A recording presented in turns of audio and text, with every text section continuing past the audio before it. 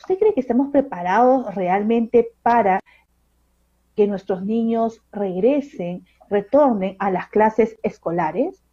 Para ello tenemos nosotros a la licenciada Patricia Correa Arangoitia, especialista en políticas públicas y políticas educacionales. Doctora Arangoitia, muy buenas noches. Doctora ¿Cómo Correa, muy estás? buenas noches. Licenciada Correa, muy buenas noches, perdón. La saluda Mercedes Morocho, del programa La Directivo. Qué placer tenerla acá. ¿Cómo estás, Mercedes? Un placer nuevamente siempre dialogar contigo, sobre todo inspirada en la entrevista anterior también, que tiene relación con tu pregunta, ¿no?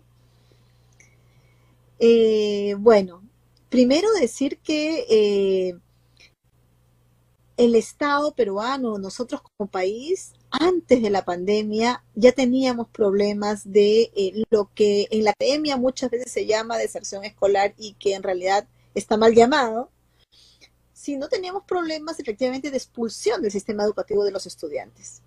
Lo que la pandemia hizo fue acrecentar la brecha de manera dramática en todo el mundo, pero donde había más brechas, que es en el caso peruano, esto se acrecentó y creo que hoy nos enfrenta a un desafío sin duda, al igual como la reactivación económica, es hablar de la vuelta a clases de nuestros estudiantes. Entonces, quiero poner eso de plano porque creo que no solemos hacernos la pregunta del impacto que tiene el que un estudiante no asista a clases, no vuelva al aula, no retorne a la escuela.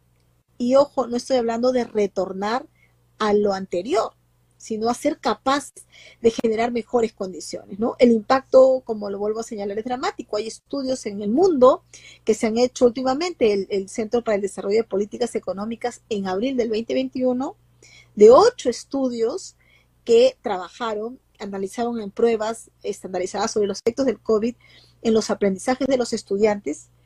7 encuentran reducciones significativas de los estudiantes y 4 incrementaron las desigualdades.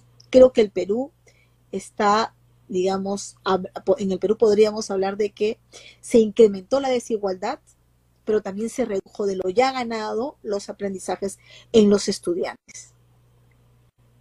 Doctora Correa, tenemos 86.000 aproximadamente colegios estatales y 25.000 colegios privados, y se dice de que los niños y los adolescentes sobre todo están con un serio impacto psicológico, y necesitaríamos, sumando pues más o menos como más de 110.000 psicólogos, y tenemos registrados que psicólogos afiliados o colegiados, valga la redundancia, de colegios psicólogos del Perú son 60.000.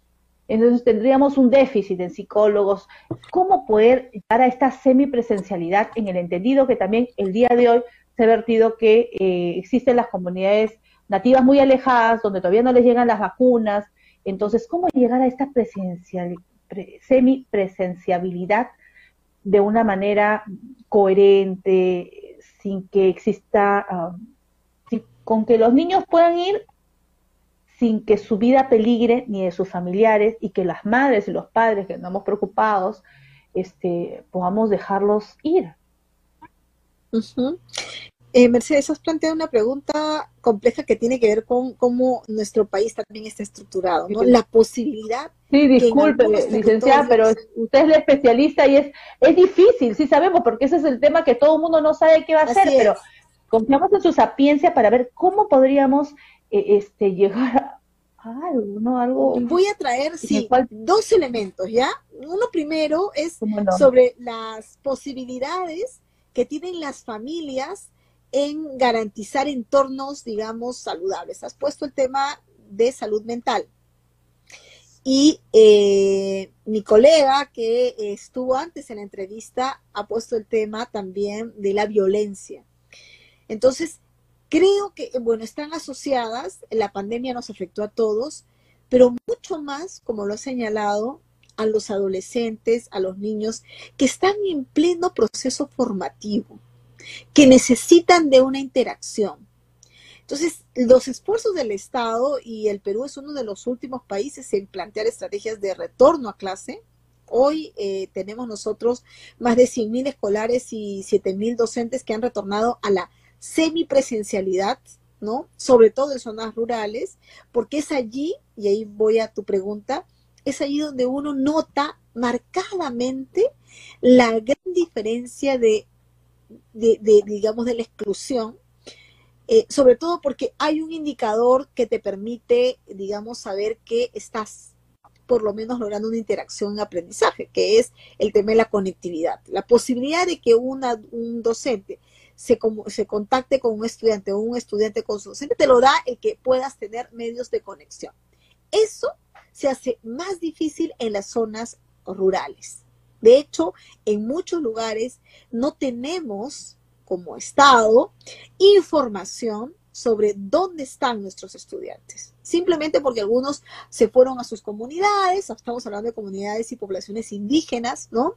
Donde el temor efectivamente al contagio hizo que muchos padres y muchos estudiantes se fueran, no solamente volvieran a sus hogares, sino que se fueran, como ellos dicen, al monte. Y esto hace que quienes necesitaban más estaban en desventaja, porque recuerda que nosotros en nuestros resultados de aprendizaje, de evaluación que tenemos en el país, nuestros estudiantes de zonas rurales están muy atrás del promedio de lo que deberían estar respecto a sus pares en zonas urbanas. Entonces, allí ya hay un desafío que necesitamos que garantizar de un retorno, y eso es urgente. O sea, ¿qué hay que garantizar? Uno, efectivamente, es la vacuna para todos los maestros. Digamos, la seguridad, que ojo, no es tampoco al 100%, pero ya son condiciones de bienestar para los docentes, resulta clave. Ese es un primer punto. Lo segundo son las condiciones del propio espacio educativo, ¿no? Y ahí también se han hecho esfuerzos por un retorno en el que la comunidad, los gobiernos locales, la UGEL, puedan generar condiciones. Y la institución educativa es la que decide, digamos, al final con los padres de familia, si ese retorno se da. Y creo que aquí estamos frente también a recuperar el sentido de responsabilidad y autonomía. Si tú me preguntas, tú eres madre de una niña que está en edad preescolar, yo soy madre de un niño que está en edad preescolar, nosotros podemos tener la posibilidad todavía de que los chicos estén en casa, porque hay estas condiciones. Pero no ocurre eso ya ni solo en las zonas rurales, también en las zonas urbanas hay dificultades de conexión. Entonces, sí estamos frente al desafío de un retorno rápido, seguro, que requiera a los docentes en mejores condiciones, es decir, con vacuna, con condiciones también de movilidad, ¿no? En las zonas rurales los docentes suelen ir temporalmente, van y retornan los fines de semana, dependiendo de las distancias, a veces un mes. Necesitamos generar condiciones de bienestar para que los docentes se quieran quedar. Y allí viene un tema que ya no solo es de la escuela, es del territorio, es el acceso a servicios de salud que puedan atender la atención primaria, que llamamos nosotros, que está muy vinculado al retorno a clase, ¿no? Es decir, un entorno territorial seguro que garantice y le dé a los padres y madres de familia esa certeza. Hay esfuerzos, muchas comunidades están garantizando el retorno, saben de la urgencia, y en ese contexto es que hoy podemos hablar de la semipresencialidad. Sin embargo, y además el dato que tenemos último es que hay 25.000 más o menos instituciones educativas habilitadas, ¿no? Para su retorno. Bueno, esto es hasta el 30 de junio, lo cual en realidad representa casi el 30% de las instituciones educativas del país. Y hay un plan que el Ministerio de Educación también ha planteado, pero que creo, además, requiere de no estrategias solo del Ministerio, sino un liderazgo claro de las autoridades locales. Uno mira en el distrito también, ¿no? O sea, lo más cercano, comunidades, distritos, los espacios territoriales más pequeños son los que nos pueden garantizar la certeza, no solamente la escuela y no solamente el sector educación. Claro, porque hay lugares, digamos, por ejemplo, ¿no? Yo siempre lo digo, yo soy secretaria de la comunidad campesina de acá del pueblo de San Miguel, acá en Canta, 2 horas de Lima, y soy secretaria de la Junta de Regantes. Y yo entonces voy y veo que en ese pueblito en específico, que está de Obrajío arriba, el cerrito, no hay contagiados. En Canta sí. Entonces, hay lugares y comunidades donde no hay. Y no es que Así solamente es es, un cerrito pequeño, pero no hay. Entonces, sí se puede retornar en ese tal contexto a cual. la semipresencialidad, tal cual. Sí se puede dar. Y es a 2 horas de Lima. Me imagino que va a tener que ser, digamos, un estudio muy, muy concienzudo o muy de acuerdo a cada realidad, ¿no, no licenciada? Así es, de acuerdo a cada realidad, el Perú está bueno, tenemos un marco normativo descentralizado. Entonces, lo que tenemos ahora, la posibilidad que tienen los gobiernos regionales y los gobiernos locales, es de contribuir, liderar los procesos de retorno. El impacto económico no lo estamos viendo ahora, pero va a ser fuerte porque no estamos hablando solamente ya, si vamos haciendo análisis por niveles, en la primera infancia, los niños en la inicial viven de la interacción. O sea, naturalmente también se privilegia el retorno de los niños donde hay menor, digamos, también riesgo de contagio, ¿no? Allí, por ejemplo, tendríamos que garantizar un retorno rápido. Los niños ahí están necesitando estímulos, necesitando interacción. En la primaria también, porque nuestros niños están ahí aprendiendo las bases de lectoescritura, comprensión lectora, matemática, las habilidades socioemocionales. Y en la secundaria el tema se complejiza más porque nosotros ya teníamos como país datos críticos en la secundaria. Teníamos la expulsión del sistema educativo se fue incrementando este número de estudiantes, pero el dato dramático, nuevamente, y discúlpeme que use este término porque es como tenemos que dimensionarlo, es Las que cosas claras para entender. los estudiantes exactamente en zonas rurales son los que menos posibilidades tienen de tener una continuidad. Ya antes de la pandemia, solo el 3% de los estudiantes terminaba estudios en institutos superiores tecnológicos. Y solo el 2.5% de estudiantes de zonas rurales terminaban la universidad. 2.5%. Esa brecha ya era la brecha, o sea, era simplemente negar la posibilidad de sus estudiantes de secundaria de continuar estudios. Bueno, eso, sin duda, en este contexto, se va a focacer. Todos los esfuerzos que se han hecho, lamentablemente, van a pasar factura. Ahora, ¿hay esperanza? Por supuesto. ¿Podemos hacer bien las cosas? Por supuesto. Los países en la región lo que han ido haciendo es flexibilizando el retorno a clases y verdad que el riesgo en salud, las olas que hemos tenido, la primera ola, la segunda ola, estamos hablando de la tercera ola, han hecho de que luego retrocedan y cierren. Pero no ha sido una constante, han tenido periodos de vuelta a clase, ¿no? Entonces uno se pone un ejemplo, bueno, si abren casinos, si abren restaurantes, ¿cómo no pueden abrirse las escuelas? Es verdad que una condición, y es la que por lo menos yo la defiendo, es que el magisterio sí tiene que estar en primera línea vacunado, porque estamos hablando, si quieres en términos prácticos, Es ya la no prioridad. solamente de... Así es, y no es inversión a futuro, es hoy. O sea, lo que estamos, en la apuesta de formación hoy, en la inicial básica, en la básica que implica la inicial, primaria y secundaria, y la superior, donde hemos tenido impacto, simplemente luego va a tener impacto en la economía, si quieres, en términos muy prácticos, ¿no? Entonces, no estamos dimensionando esto y creo que necesitamos repensar también rápidamente en los mecanismos diversos y mucho más, sobre todo en condiciones de zona rural. Yo quería agregar algo a propósito de la precisión tuya sobre los psicólogos, ¿no? Y la salud mental en el país.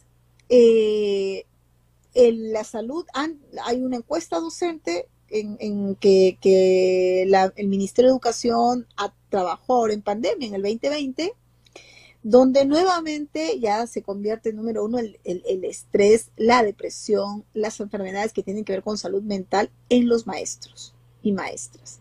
Si los maestros y maestras no están bien, no va a haber una buena conexión con los estudiantes. Entonces, la inversión que tenemos también para el buen retorno, para la semipresencialidad o las diversas formas que tengamos, requieren de una política de bienestar para el docente, que creo esta vez, digamos, puede tener además un desarrollo y una inversión, que estamos hablando de salud.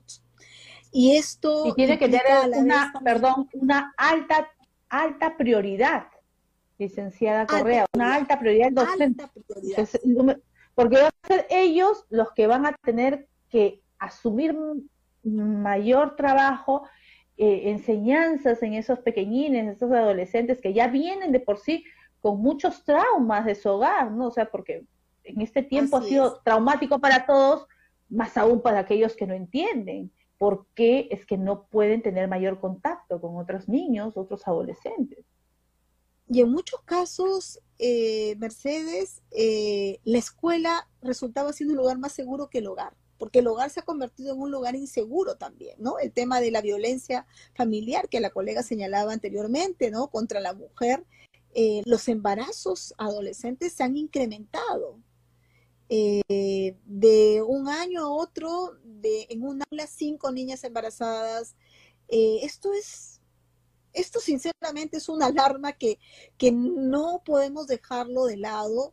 Este tema que tú estás trayendo, que estás desarrollando en tu programa, tiene varias aristas, porque tiene que ver con la seguridad, el bienestar también de los estudiantes, que en muchos casos, niños que tienen familias privilegiadas que les pueden dar entornos afectivos, los padres tienen teletrabajo, están en casa, en fin, todas las condiciones versus, y digo versus porque tenemos nosotros a los estudiantes cuyos padres salen a trabajar de manera precaria, se quedan solos, hay diversos factores de riesgo que están en el entorno y terminamos nosotros condenando también, si es que no consideramos el retorno en distintas modalidades, como vuelvo a señalar, terminan condenando a nuestros niños ya no solo a los aprendizajes, sino también al maltrato, a la violencia, que es todavía más dramático, ¿no? Qué tema complejo. Licenciada Correa, le agradecemos como siempre su tiempo, su participación en el programa, interesantes precisiones y entender que invertir en educación es invertir en un futuro mejor para crear valores, ética. Más o menos el presupuesto, se dice el Banco Mundial, que tener a los niños confinados nos trae, digamos, no un avance, porque el 3.8% del PBI del año, pues prácticamente lo tiene perdido porque ha sido toda la inversión en educación, pero bueno, entendamos que han sido un gran paréntesis esta pandemia, que es incontrolable, pero aún todavía no controlada, y que esperemos que salgamos de ello, doctora. Muchas gracias, deseándole los mejores parabienes para usted, doctora. Gracias a ti, y bueno, tenemos mucho trabajo todavía como país, así que ojalá tengamos diversas estrategias de retorno lideradas por las autoridades regionales y locales también. Gracias, Mercedes. Gracias, y la tendremos en una próxima oportunidad para ver cómo se van desarrollando las clases semipresenciales y presenciales en la universidad. Ha sido la licenciada Patricia Correa Arangoitia, especialista en políticas públicas y políticas educativas.